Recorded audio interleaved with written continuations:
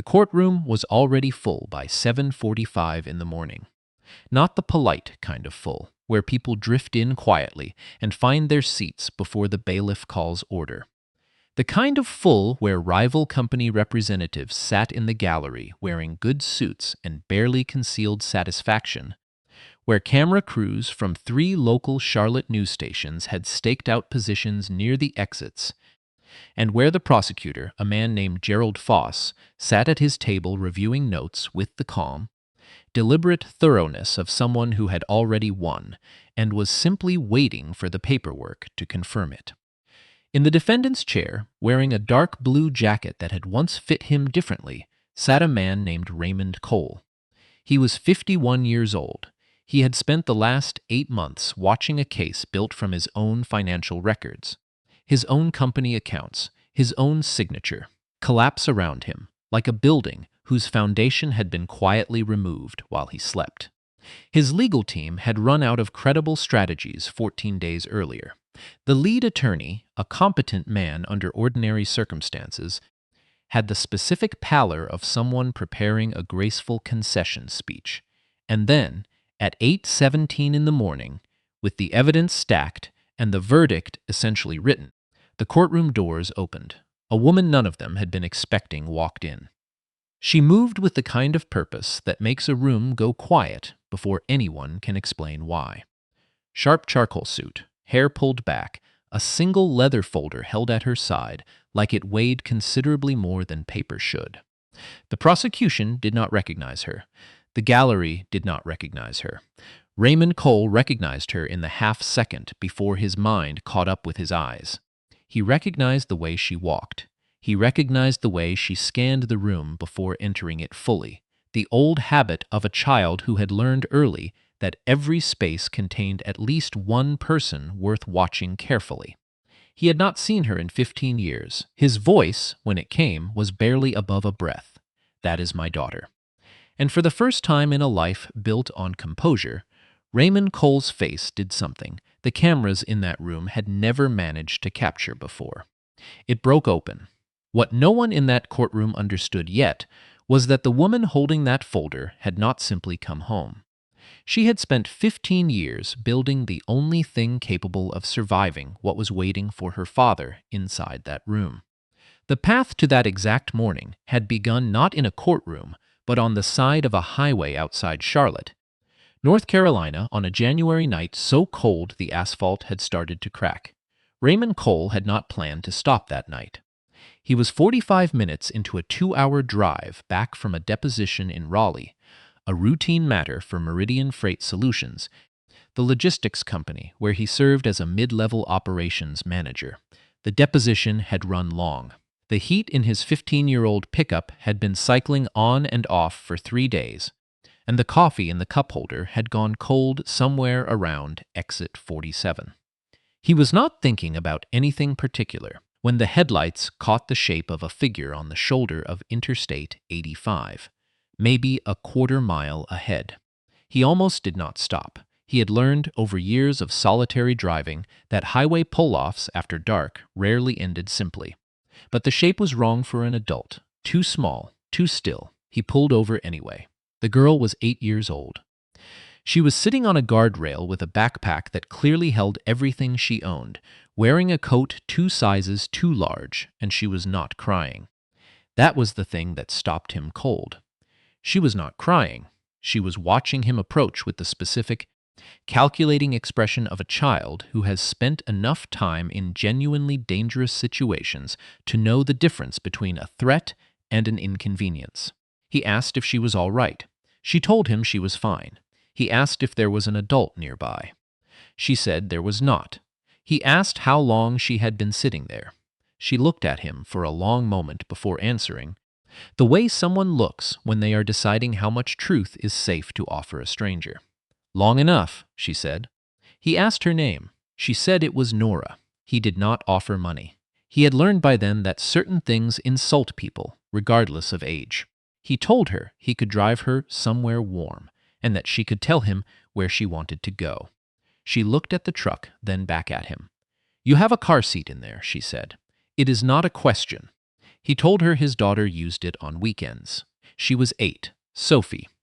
Nora absorbed this information with the quiet arithmetic of a child running calculations. Then she picked up her backpack and walked toward the passenger door. The drive into Charlotte took 47 minutes. Nora said almost nothing for the first 30. Then she asked him what he did for work. He told her he helped move things from one place to another. She said that did not sound like very much. He agreed that it probably did not sound like much. She looked out the window for another few miles and then said, quietly, "You don't seem like the kind of person who does something small." He did not know what to say to that. He said, "I used to do bigger things." She nodded, like that explained something she had already suspected. He found out, in pieces, that Nora's situation was not temporary. A mother who had stopped being reliable. A group home she had walked away from because the man who ran the overnight shift had eyes she did not trust. She had been on the move for 4 days. He drove past 2 exits before he made a decision he would spend the next several years wondering about. He did not take her to Child Protective Services that night. He took her home. He would call in the morning, he told himself. He would do it right. By morning, something had shifted in a way he could not entirely name. Sophie, who was 7, and had her mother's habit of making up her mind about people instantly and without revision, had decided by breakfast that Nora was staying. She had shared her cereal and her best blanket and had shown Nora where the extra towels were, all before Raymond had finished his first cup of coffee. The CPS call got made. The paperwork took 11 months, which is the normal timeline for these things. And at the end of those 11 months, Nora had a room painted the color she had picked herself, a school enrollment form with her new last name on it, and a father who had not entirely meant to become one, but had discovered, somewhere around month 3, that the role fit in a way nothing had since his wife. Carol had died of an aneurysm when Sophie was 2 years old. Raymond raised both girls quietly, the way he did most things. He did not boast about his daughters at the office. He did not explain his personal life to the people he worked with at Meridian. He showed up, did his work without drama, and went home. He had a reputation at the company for being the person you called when a shipment had gone sideways and no one else could figure out why, which is a useful reputation to have, but not the kind that gets you promoted.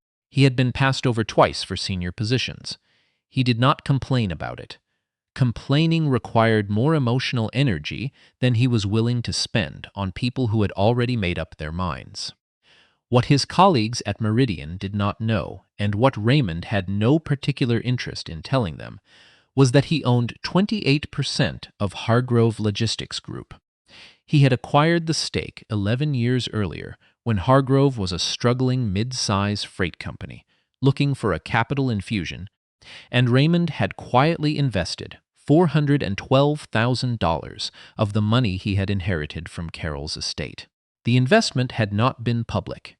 He had structured it through a holding company, at the advice of a financial attorney, and had never once mentioned it to anyone at Meridian, where he continued to work because the job was straightforward, and because driving home from a day of solving concrete problems felt different from the endless abstraction of shareholder calls.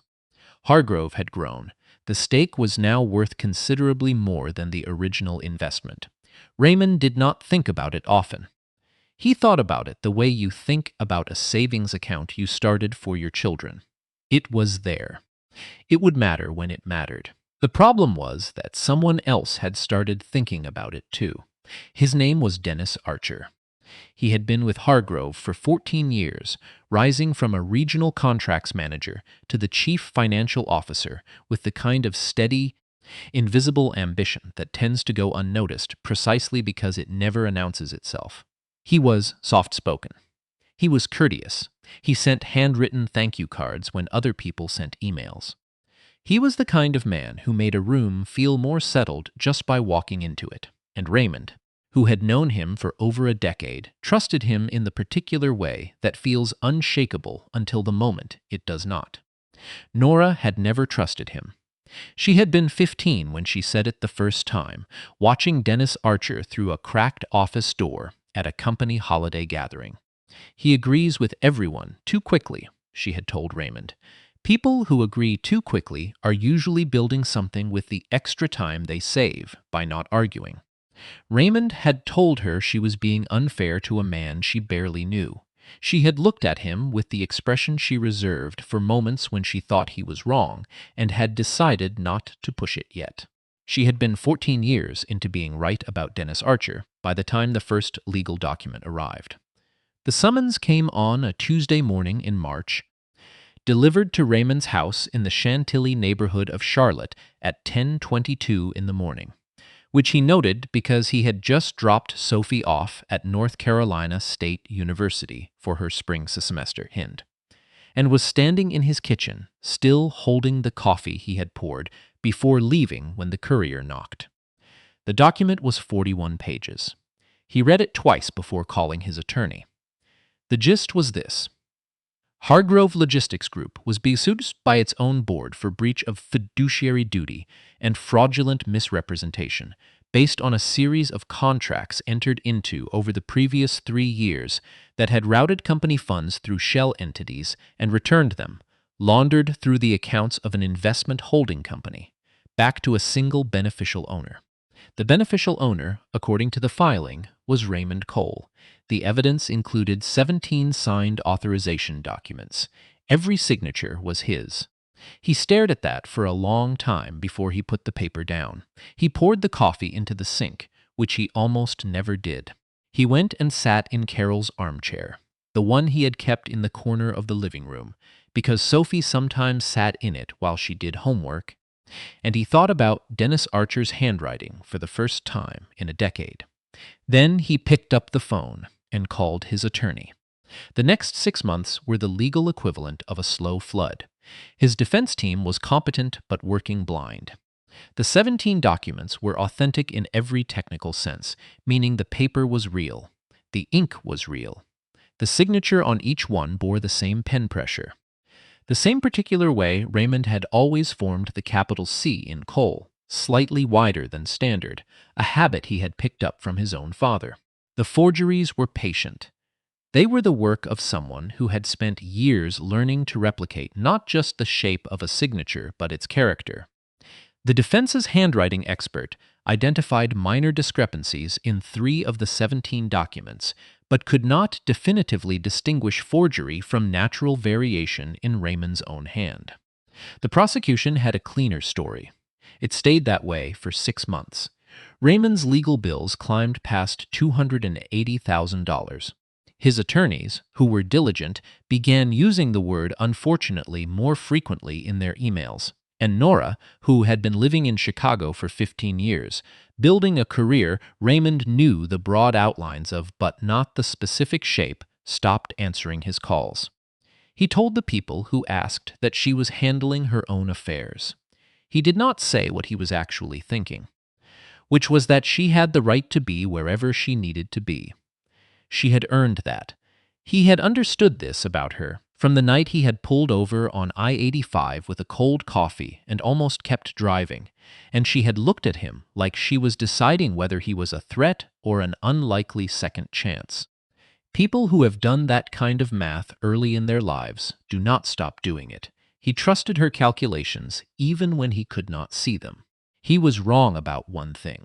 He thought she had pulled back because of the case, because of the ugliness of what was being said about him, because leaving felt easier than watching. He was wrong about that. She had not pulled back at all. Forensic document examination is not a dramatic science. It does not happen quickly, and it does not happen in one room. It happens in the specific, meticulous language of pen pressure analysis and ink layering, and the micrographic comparison of letter formation across hundreds of samples. Nora Cole had spent the first 3 years after leaving Charlotte becoming a licensed attorney.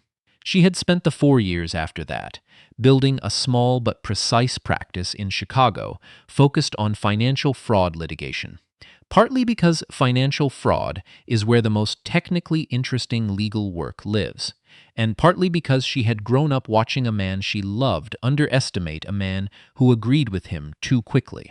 She had pulled the first shell company filing in a routine document review unrelated to Hargrove, purely by coincidence, or the kind of coincidence that happens to people who have trained themselves to notice a specific kind of boring, deliberate camouflage.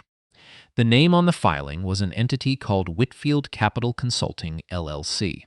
It had been registered in Delaware. Its registered agent was a law firm that had also registered 11 other entities in the same calendar year. One of those entities had received a wire transfer from a bank account in the name of an individual she recognized. She had not called her father. Calling her father meant explaining, and explaining too early meant losing the only advantage she had, which was that nobody, least of all Dennis Archer, expected the daughter who had vanished to be the one building the case that would end him. She had quietly hired a forensic handwriting expert in Boston and a financial forensics firm in Washington, D.C., and she had spent the next 4 years subpoenaing records across 3 states while living in Chicago and telling people she worked in business litigation, which was true, technically. She had watched her father's case develop from a distance, tracking every document filing, every deposition transcript, every piece of evidence the prosecution had entered. She had let it go as far as it needed to go. She had known from the moment she saw the first forged document that the best possible case against Dennis Archer required letting the prosecution feel like they had won before she walked in. She had booked her flight to Charlotte the morning after the trial date was confirmed. She had not told her father she was coming. She had simply appeared at 8:17 in the morning with a leather folder and 15 years of compound patience. When she requested to enter as co-counsel for the defense, Gerald Foss, the lead prosecutor, objected on 4 procedural grounds in rapid succession. He was overruled on all 4. The judge, a woman named Patricia Wakefield, who had been on the bench for 22 years and had seen most varieties of courtroom surprise, allowed it with the measured curiosity of someone who suspected she was about to see something she would be thinking about for a long time. What followed over the next 2 hours and 38 minutes was the kind of systematic dismantling that does not announce itself dramatically. It simply proceeds quietly from one document to the next, the way water proceeds through cracked stone. It does not need to hurry. Nora began with the wire transfer, a single page showing a transaction dated 2 years and 4 months before the first falsified authorization document had ever appeared in Hargrove's records. The wire had originated from a personal account in the name of Dennis Archer and had gone to Whitfield Capital Consulting, LLC. She presented the registration documents for Whitfield.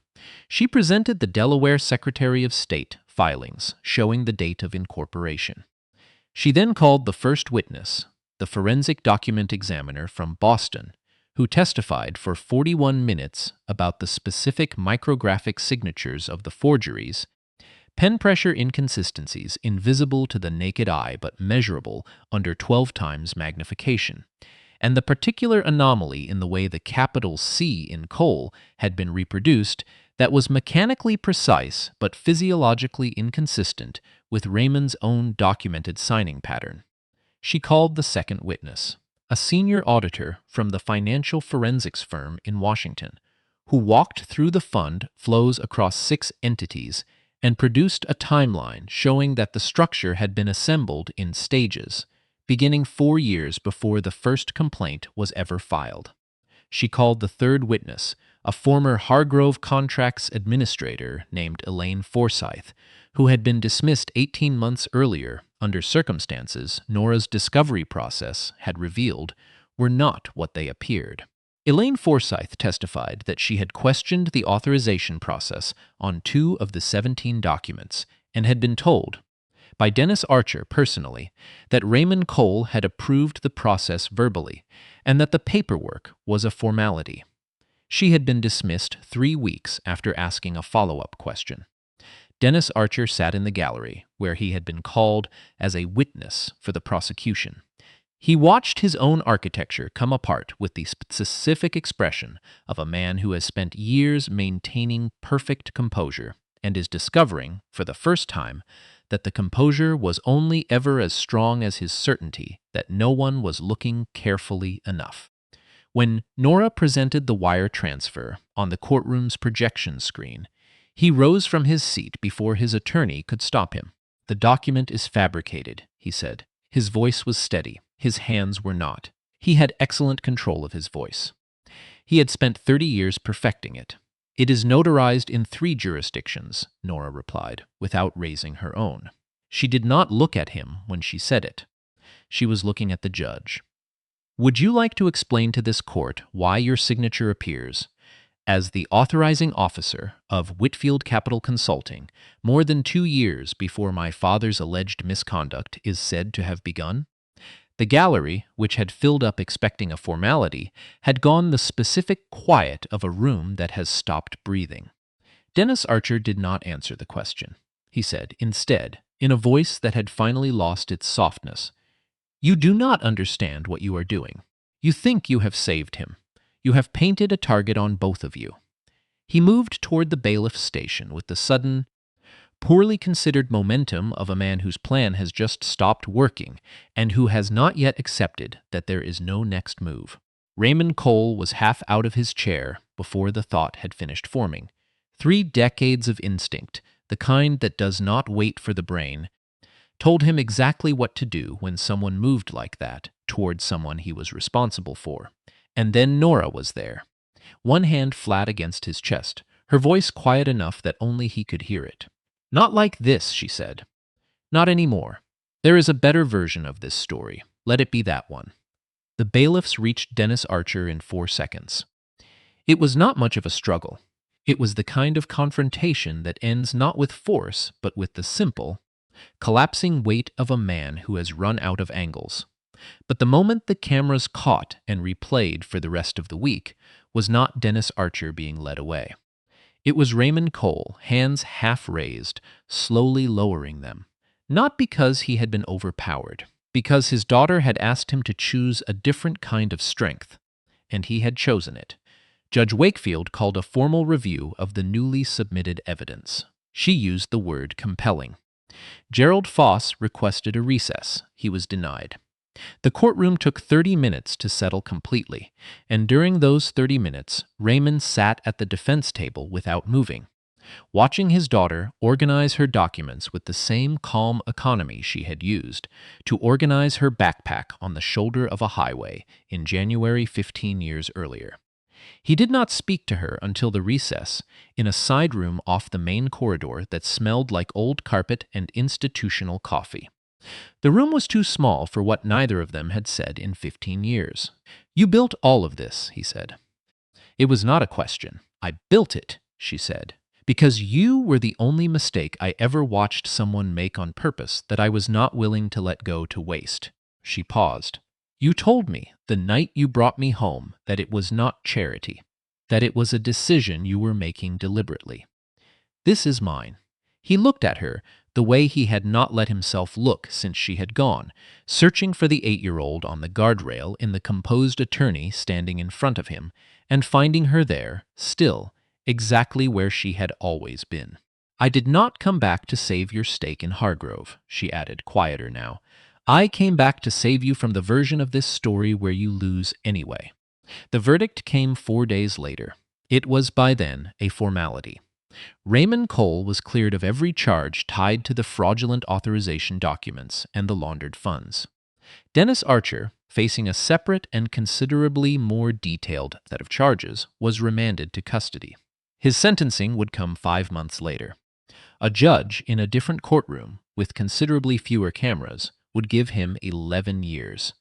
Hargrove Logistics Group entered a period of court-supervised restructuring. Raymond's stake, reaffirmed as legitimate, was now valued at $3.1 million. He sold 60% of it.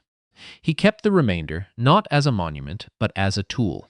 The proceeds, combined with a matching commitment from 2 other investors Nora quietly recruited, established the Meridian Dignity Foundation, a Charlotte-based legal aid organization focused on workers in the logistics and transportation industry who faced wrongful termination or wage theft. The foundation did not bear Raymond's name on any of its buildings or programs. He had been specific about that. Nora had not argued the point. Trust the work, she told a reporter who asked why, not the name that funded it. The restructuring at Hargrove took 14 months. Department heads who had once avoided eye contact with Raymond in hallways found themselves in a very different conversation with the man who was, now quietly, the largest single individual stakeholder. Some of those conversations were uncomfortable. Raymond did not make them easier. He made them honest, which is a different thing entirely. And he had learned from watching his daughters, one who had always been his, and one he had chosen deliberately on a January highway, that honest was the only version of a thing that lasted. Dennis Archer's trial concluded on a Wednesday afternoon in October. He maintained throughout every proceeding that he had been framed. He said this to the judge. He said it in his sentencing statement. He said it to the one journalist who showed up to the final hearing, which had fewer cameras than the earlier proceedings by a significant margin. He never apologized. He never admitted that the composure he had spent 3 decades building had been built entirely in the service of a plan he had been patient enough to execute and arrogant enough to believe was invisible, nor said, when someone asked her how she felt about his refusal to admit fault, that it did not surprise her. The same quality that made him dangerous made it impossible for him to stop. Some people are simply not structured for accountability. The best thing you can do is remove them from positions where their inability costs other people. She said this in the lobby of the Charlotte courthouse, which was where a woman named Claire Harmon introduced herself for the first time. Claire Harmon was the incoming CEO of Atlantic Meridian Capital, the private equity group that had recently acquired a substantial stake in the restructured Hargrove. She was 53 years old, had rebuilt 2 failing logistics companies in the previous decade, and had followed the Cole case with specific professional attention. She shook Nora's hand and then looked across the lobby to where Raymond was standing near the door, talking to his attorney. Still in the dark blue jacket, still with the particular posture of a man more comfortable doing than being seen. She asked Nora if her father would accept an introduction. Nora said she was fairly certain he would not faint from the effort. Claire Harmon crossed the lobby. Raymond looked up when she reached him. She said her name and extended her hand and told him she had watched the proceedings from the gallery and thought he might be the most patient man she had ever seen in a courtroom. He said he had not felt particularly patient from the inside. She said that was probably what patience actually felt like. He smiled, the slow, honest kind he had, the kind that took a moment to arrive and was worth waiting for. They talked for 11 minutes in the lobby, while his attorney politely pretended to be interested in his phone. Nora watched from across the room without comment. Dennis Archer was escorted past the lobby exit. At that exact moment, wrists cuffed, shoulders carrying the weight of a man who has lost everything, including the composure that was the only thing he had ever truly owned. He did not look in Raymond's direction. He did not see the woman in the navy coat laughing at something Raymond had said. He did not see the quiet, unremarkable pleasure on Raymond's face, the expression of a man who had been wrong about one trusted person and had discovered, at 51, that the world still contained people worth trusting. He simply walked past, and out through the glass doors, and into the specific gray afternoon that was all the remainder of his story. Winter came back to Charlotte the way it always does, without ceremony, without warning. Just the particular cold that finds every gap in your jacket and reminds you that the city was not built for this temperature and has never entirely accepted the fact that winter comes anyway. Raymond drove out to the Belmont neighborhood on a Saturday in December, 2 weeks before Christmas, with 2 boxes from a restaurant he liked on 7th Street. He parked near the overpass, where he had first found Nora 3 months after she had arrived at his house. Sitting alone on a concrete ledge after a bad day at school, not crying, just sitting, doing the silent math of a child who has learned to absorb difficult things without making them other people's problem. He had sat beside her that day without speaking for a long time. Then she had said, "Why did you stop? That night on the highway. Why did you actually stop?" And he had said, "Because you were there and it was cold and I had a working heater and it seemed like the obvious thing to do." She had looked at him for a moment. "I don't think it was obvious," she had said. And he had said, "No. But the right things usually aren't." He set the boxes down in the spot he had been leaving them every December for 12 years. The place where a shelter had operated for 4 years before the city had finally funded a proper building. It was his tradition now, not penance, not performance, just a practical answer to a practical need. The same answer Nora had taught him. A child on a guardrail in January who had looked at a man offering money and said, "We don't need money. We need food. Real food. Not the kind that makes you feel better about yourself for giving it." He stood in the cold for a while after he set the boxes down. He thought about Carol, which he still did and always would, the way you think about a room in a house that is no longer standing. He thought about Sophie finishing her second year at North Carolina State, and the way she still sat in Carol's armchair when she came home. He thought about Nora, who would arrive for Christmas in 6 days, who had called him last Tuesday evening, not to talk about anything specific but just to call, which was new and which he did not make a thing of, because some things are more fragile when you name them. He drove home through streets that were starting to ice at the edges, with the heater running and the coffee in the cup holder still warm, and he thought about the 11-year-old he had once watched absorb the news that the man she trusted most had built an empire out of the one currency that was guaranteed to eventually fail him.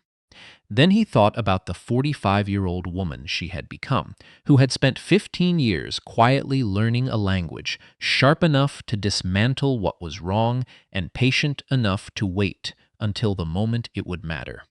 The city outside the windshield looked exactly like itself. Gray in places, lit up in others, full of people making small decisions that would turn out to matter more than they expected. He took the long way home. He had nowhere to be, and the heater worked, and some nights that is enough.